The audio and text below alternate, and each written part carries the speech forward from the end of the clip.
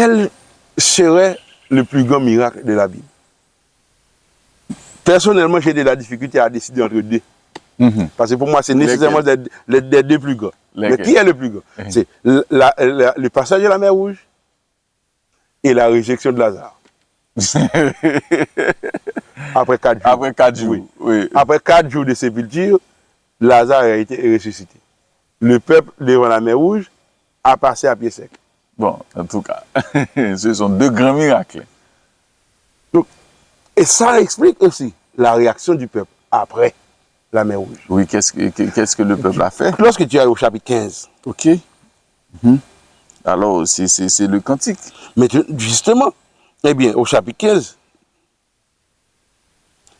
le texte nous dit, alors Moïse et les enfants d'Israël chantèrent ce cantique à l'Éternel et ils dirent, et tu as le texte du cantique, et jusqu'au verset... Un très long cantique, et jusqu'au verset 27. Jusqu'au verset...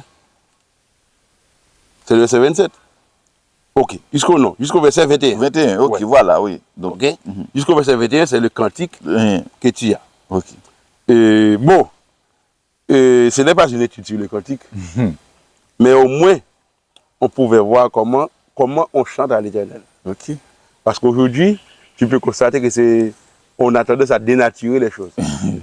Aujourd'hui, les groupes ou les chanteurs, les artistes, comme on aime les appeler, et soit dit en passant, l'Éternel n'a pas d'artiste dans son camp. Oui. Il n'y a pas d'artiste dans le camp de l'Éternel. Non. Il faut que ça soit clair pour nos internautes. Dans le camp de Dieu, il n'y a que des adorateurs. Dès que tu es un artiste ou une vedette, tu n'es pas dans le camp de Dieu. Parce que la seule vedette, le seul artiste, c'est Dieu. Des artistes, ce sont des gens qui donnent des prestations. Des prestations. Voilà. Oh Dieu. Dans le camp de Dieu, ce qu'il y a, c'est des adorateurs. Ok. Eh bien, l'artiste ou le groupe, ou je ne sais comment l'appeler, a un chant, mais le chant n'a qu'une phrase. Et c'est cette phrase qui est répétée 30 fois, 50 fois, 40 fois, jusqu'à hypnotiser les gens. Voilà, donc c'est ce que j'allais dire, c'est comme un processus d'hypnotisation. Jusqu'à hypnotiser les gens. Les psychanalystes peuvent expliquer ça avec facilité. Okay? Lorsqu'on répète, on martèle la même phrase plusieurs fois, ou bien le même mot, Jésus, Jésus, Jésus, Jésus, Jésus, Jésus. On répète la même chose plusieurs fois. Jusqu'à devenir comme ivre. Eh bien, le cerveau est ivre, les gens sont hypnotisés. Ils ne sont plus maîtres de leurs pensées. Ils sont prêts à faire ce qu'on leur demande de faire. Non. Dans la pédagogie de Dieu, c'est parce que nous constatons. Ok? Donc, ce que nous constatons, c'est que c'est le cerveau qui est mis en valeur. Ok? Donc, si tu veux apprendre ces chants, par exemple, tu devras exercer ton cerveau. Parce que tu as 21 versets pour ces chants. Voilà.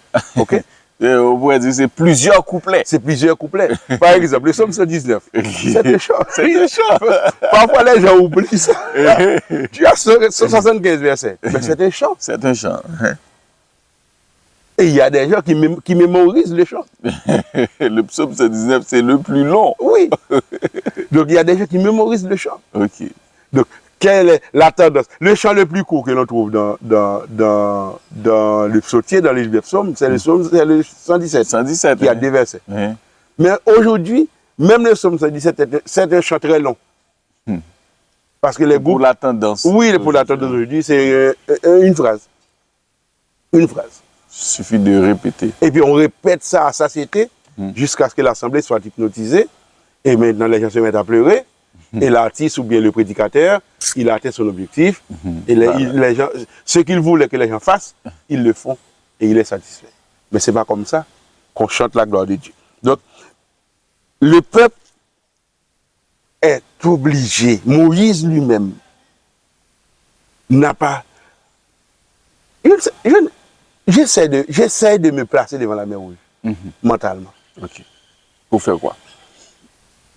Imagine-toi que tu arrives devant la mer Rouge, tu as 2 montagnes à côté que tu ne peux pas traverser, et derrière toi, il y a l'armée de Pharaon. Tu considères que ton cas est perdu, et voilà que l'Éternel te ferait un chemin par la mer. Peut-il y avoir de plus grand miracle que ça? Maintenant, quelle est là? Comment réagir? Comment réagir? Eh bien, comment répondre? comme dit, comment répondre à tant d'amour, comment réagir. Oui.